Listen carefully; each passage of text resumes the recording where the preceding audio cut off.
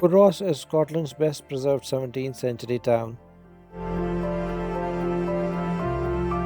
The town's charming and quiet cobbled streets, along with its collection of unique, well preserved buildings, make it a fascinating place to spend a few hours or even a day. Sat on the north shore of Firth of Forth, Culross has an interesting history. On one hand, it's familiar, mirroring other parts of Scotland and British Isles in many ways.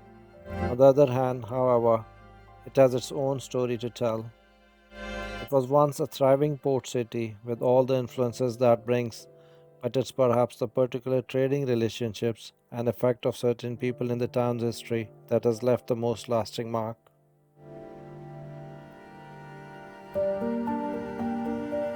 Tradition holds that Culross was founded in the 6th century by Saint Cerf.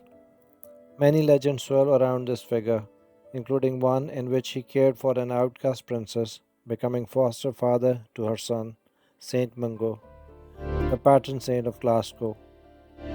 Whatever the truth behind the legends are, they add a colorful touch to the town's history.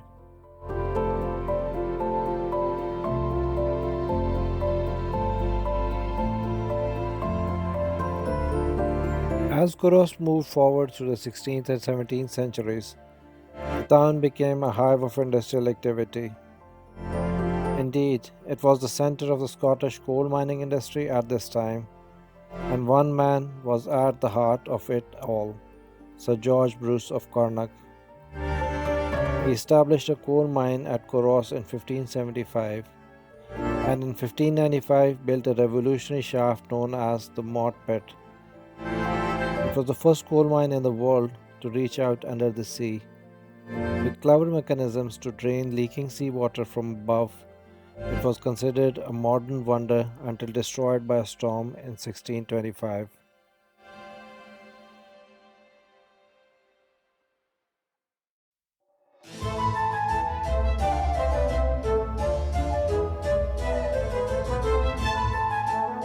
In addition to coal, salt panning was also a thriving industry along the banks of the River Forth.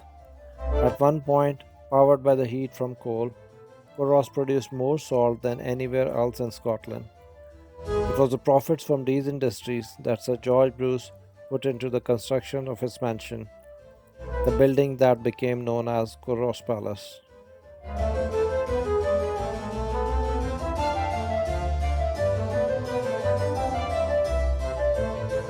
As a busy port at this time, the export trade by sea had a knock on effect on the how the look of Culross developed. Much of the trade in coal and salt was with the Low Countries, modern day Belgium and the Netherlands.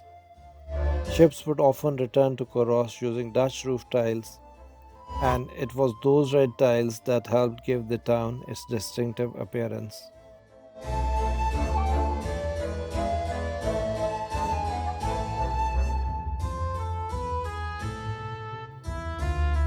The town's good fortune didn't last. Its role as a port declined in the 18th century, with stone from the pier being removed to help rebuild the port at Leith. In the 1800s, the harbour was filled in and the town cut off from the sea by the railway line. It wasn't until the 20th century that the unique heritage of Culross was recognized for what it was.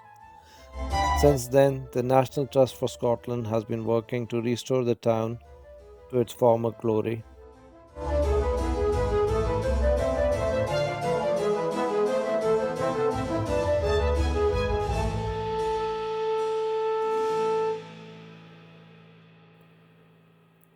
While Culross has some iconic buildings that serve as landmarks around the town, they don't exist in isolation. Whatever makes it such a special place are the streets, lanes, and the houses that link the more notable buildings together. With its whitewashed walls, red tiled roofs, and the crow stubbed gables, Culross is a real place to walk through. Revived and now well cared for, it's easy to picture the town 400 years ago.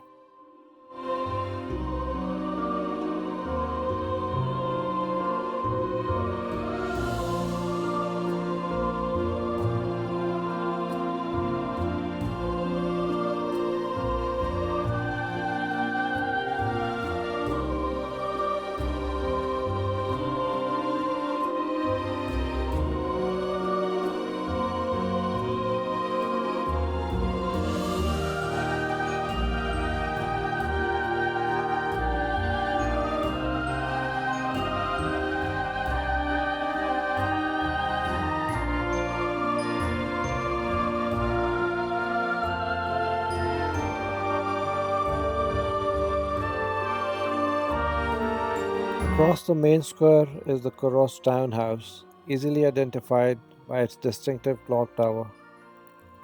Formerly both courthouse and prison, today it often features photography and art exhibitions.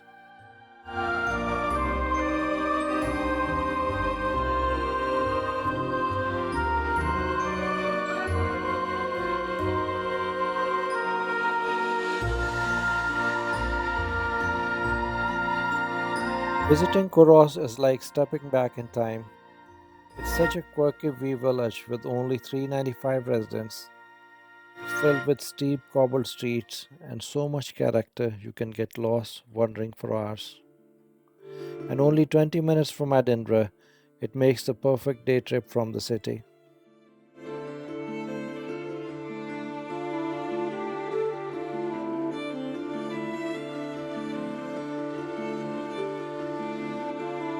Kuros is one of those dreamy little places that you fall in love with instantly.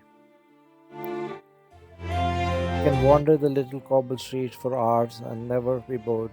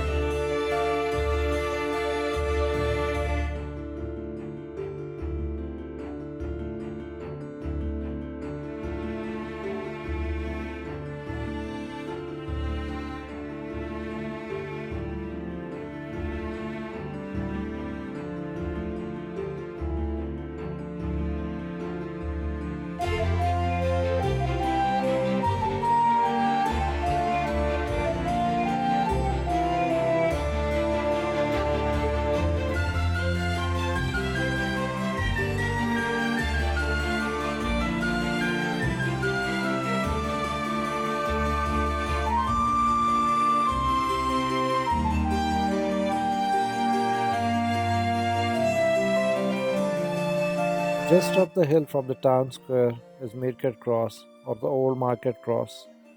It's perhaps the most recognizable spot in the village, particularly for Outlander fans.